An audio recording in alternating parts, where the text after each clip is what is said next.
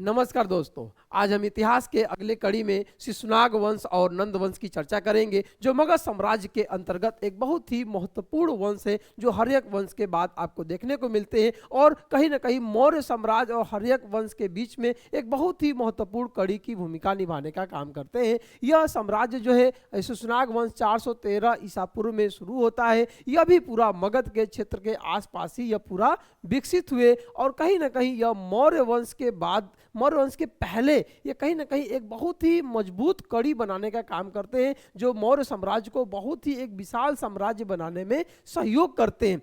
मुख्य वंश जो है शिशुनाग वंश और नंद वंश है। ठीक है, तो सबसे पहले हम शिशुनाग वंश की बात करेंगे कि शिशुनाग वंश की स्थापना किसके द्वारा किया गया। तो शिशुनाग वंश की स्थापना शिशुनाग नामक व्यक्ति के द्वारा ही किया गया था और इसी के नाम पे इस वंश का नाम शिशुनाग पड़ा था। लगभग 413 ईसा पूर्व में इसकी स्थापना हो गई थी।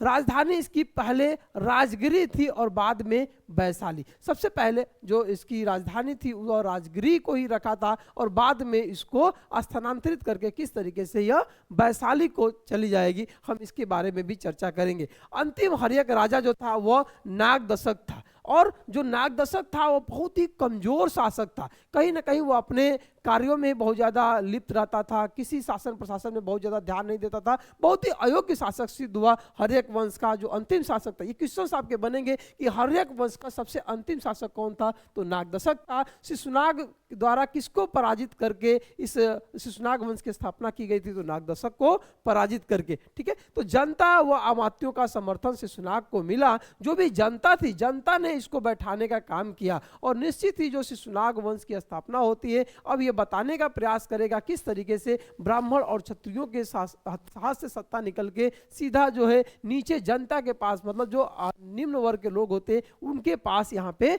जाती हुई दिख रही है। शिशुनाग वंश की अगर उपलब्धियां किया जाए तो इसके द्वारा, शिशुनाग के द्वारा अवंती के ऊपर कब्जा किया गया। अवंती जो है आपका, जो आज का वर्तमान में उज्जैन क्षेत्र है, जो मध्य प्रदेश के आसपास में, कहीं ना कहीं इस अवंती क्षेत्र को कब्जा करने का काम इनके द्वारा किया गया। मगध सबसे शक्तिशाली महाजनपद बन के उभरा था। जब अवंती को कब्जा कर लिए तो कहीं ना कहीं मगध और शक्तिशाली, हमने देखा था पहले किस तरीके से वज्जी को, वैशाली को धीरे धीरे मगध साम्राज्य में मिलाया गया। अब जो है शिशुनाग के द्वारा अवंती को भी मिला लिया गया, तो कहीं ना कहीं मगध जो है शक्तिशाली महाजनपद बन गया। शासन में राजनैतिक स्थिरता देखने को मिलती है और बौद्ध ग्रंथों में शिशुनाग का उल्लेख मिलता है, यानी कि जो शिशुनाग थे वो कहीं ना कहीं बौद्ध धर्म को सपोर्ट करने का काम कर रहे थे। अगर हम बात करें कि इनके बाद, शिशुनाग के बाद इनके उत्तराधिकारी जो हैं वह कलाशोक है, जिसको काकवड़ के नाम से भी इतिहास में जाना जाता है। कलाशोक बहुत ही महत्वपूर्ण शासक थे इस मायने में, क्योंकि इनके शासनकाल में द्वितीय बौद्ध संगति का आयोजन किया जाता है, जो वैशाली के अंदर यह बौद्ध संगति, देखिए बौद्ध संगति 3 आयोजित किए गए थे। प्रथम जो था पहली बौद्ध संगति, बौद्ध संगति, बौद्ध संगति 3 आयोजित किए गए हैं, आपको देखने को मिलेंगे।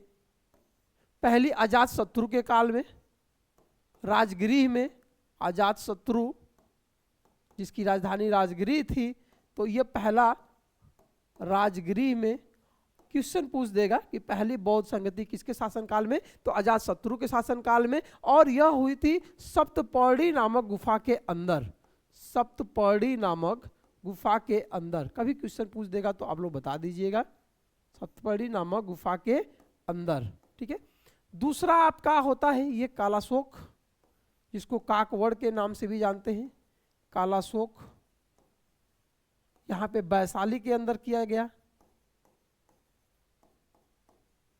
और तीसरा जो है अशोक के शासनकाल में, आगे हम इसकी और विस्तृत तरीके से चर्चा करेंगे। अशोक के शासनकाल में ये 3 बौद्ध संगतियां आयोजित की जाती है। ठीक है, की गई है।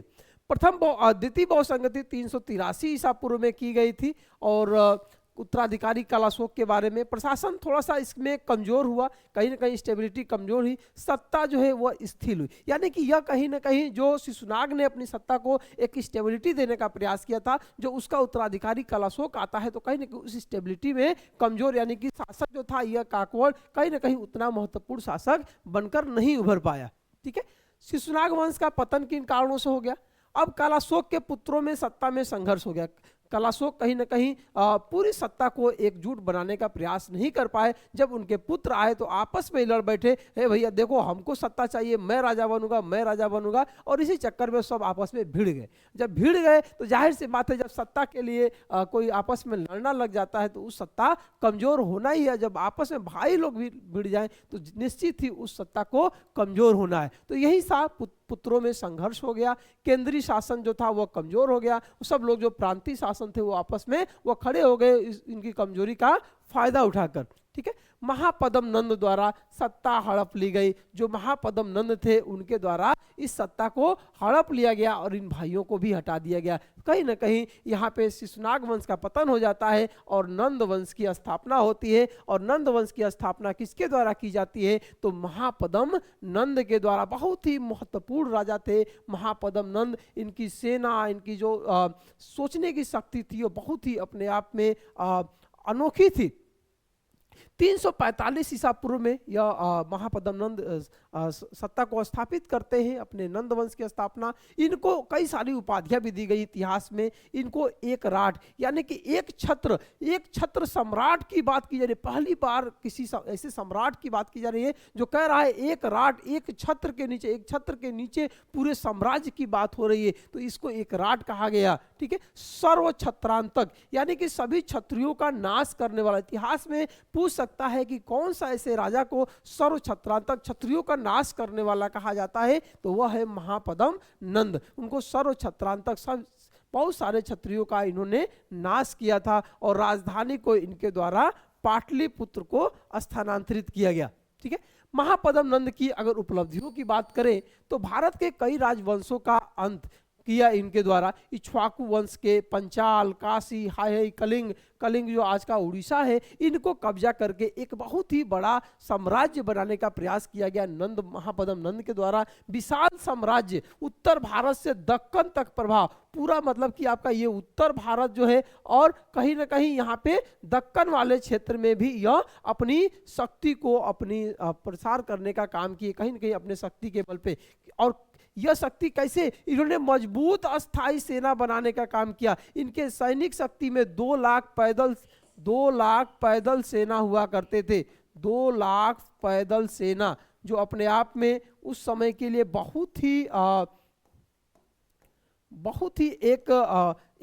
ही उस समय की शक्ति को शो करने का प्रयास कर रहा है। 20,000 घुड़सवार थे, 20,000 घुड़सवार, 2,000 रथ, 3,000 हाथी। यह सब हमें ग्रीक सोर्सेस से पता चलते हैं, क्योंकि उसी समय सिकंदर के द्वारा भारत पे आक्रमण किया गया था। और जब भारत पे आक्रमण करने सिकंदर जब आया था तो कहीं ना कहीं नंद वंश के शासन काल में ही, तो उस समय उसने भारत की शक्तियों के बारे में उसमें चर्चा की गई। अरे इसके पास इतनी सेनाएं हैं।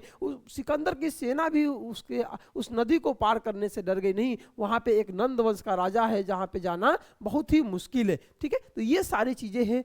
बहुत ही फेमस है नंद वंश का प्रशासन। अगर अर्थव्यवस्था की बात करें तो कठोर कर व्यवस्था, नंद वंश में एक कठोर कर व्यवस्था लागू की गई थी। और कठोर कर व्यवस्था लागू होती है तो निश्चित ही उसमें आर्थिक स्थिति सत्ता की मजबूत होती है, लेकिन कहीं ना कहीं जनता इसमें असंतोष, आर्थिक स्थिति इनकी मजबूत होगी लेकिन जनता को जब कठोर तरीके से टैक्स वसूला जाएगा तो कहीं ना कहीं उसमें जनता को भी थोड़ा असंतोष होना पड़ता है। एग्रीकल्चर को बढ़ावा मिला, व्यापार को बढ़ावा मिला, उद्योग से भारी राजस्व, जो इंडस्ट्रीज वगैरह उस समय छोटे छोटे कारखाने वगैरह लगते थे, लोहे के कारखाने, जो भी चीज़ें बनाए जाते थे उस समय, टूल्स वगैरह, उससे बहुत अधिक मात्रा में राजस्व और टैक्स वसूला गया। ठीक है, शासक वर्ग धन संचय के लिए प्रसिद्ध था। शासक वर्ग जो थे अलग अलग उस समय बहुत ही ज्यादा धन को इकट्ठा करते थे, पैसा इकट्ठा करते थे। इसलिए यह जो नंद वंश के शासक था, ऐसा कहा जाता है कि ये राजा जो थे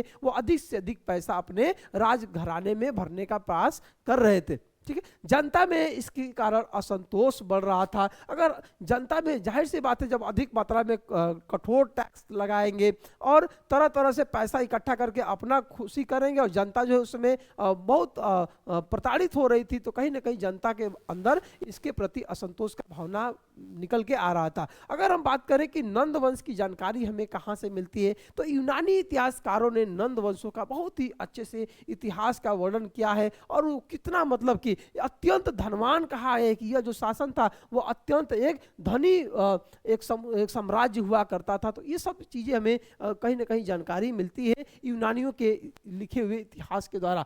अंतिम नंद शासक जो थे वह घनानंद थे, स्वभाव बहुत क्रूर और अलोकप्रिय। अब मतलब कि यह जो जब ये घनानंद जी आते हैं तो ये कहीं ना कहीं बहुत ही जनता को प्रताड़ित करने का काम करते हैं, सिर्फ अपना सोचते हैं कि हमारा राजकाज भर जाए और बहुत ही क्रूरता के साथ मतलब लोगों को दबाने का प्रयास करते हैं, इसलिए बहुत ही लोगों के बीच में अलोकप्रिय हो गए। यही इनकी कमजोरी थी। अब इनका जनता का समर्थन नहीं मिला, अमात्यों से दूरी, मतलब जो भी इनके मंत्री वगैरह थे जिनसे ये टैक्स वगैरह लिया करते थे, जो इनके अधिकारी हुआ करते थे, इनसे बहुत दूरी बना के रखते थे, उनसे बहुत ज्यादा व्यवहार नहीं बनाते थे कि किस तरीके से शासन प्रशासन चलाना चाहिए, सिर्फ अपनी मनमानी किया करते थे। यही कमजोरी आगे चलकर पतन का कारण बनी।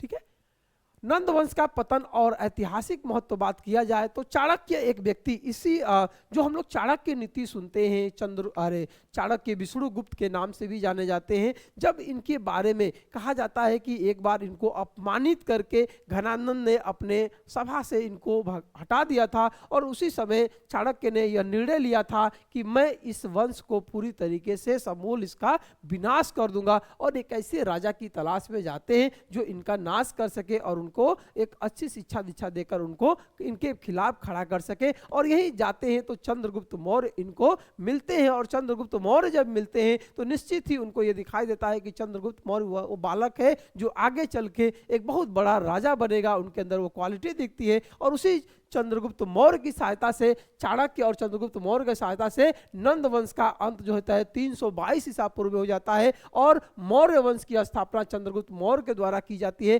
पहली बार चंद्रगुप्त मौर्य के द्वारा एक विशाल केंद्रीकृत साम्राज्य जो प्रांतीय स्तर पे केंद्रीकरण शासन कमजोर हो रहा था, पहली बार एक विशाल पूरे इंडिया के स्तर पे किस तरीके से एक सेंट्रलाइज जो है तो हमारा एडमिनिस्ट्रेशन देखने को मिलेगा, एक साम्राज्य देखने को मिलेगा, शक्तिशाली सेना की परंपरा देखने को मिलेगी और मौर्य प्रशासन की नींव। और मौर्य प्रशासन के बारे में ऐसा कहा जाता है कि यह बिल्कुल एक गोल्डन एडमिनिस्ट्रेशन था, एक स्वर्ण युग था। सिर्फ प्रशासनिक स्तर पे, अगर राजनीतिक स्तर पे बात किया जाए तो यह निश्चित ही मौर्य काल जो था वह स्वर्ण युग था। हम आगे मौर्य साम्राज्य की चर्चा करेंगे और निश्चित ही आपको यह दिखाएंगे कि किस तरीके से मौर्य साम्राज्य ने इस पूरे भारत में एक ऐसा साम्राज्य स्थापित किया था जो आने वाली पीढ़ी के लिए एक ऐतिहासिक महत्व रखता है। धन्यवाद।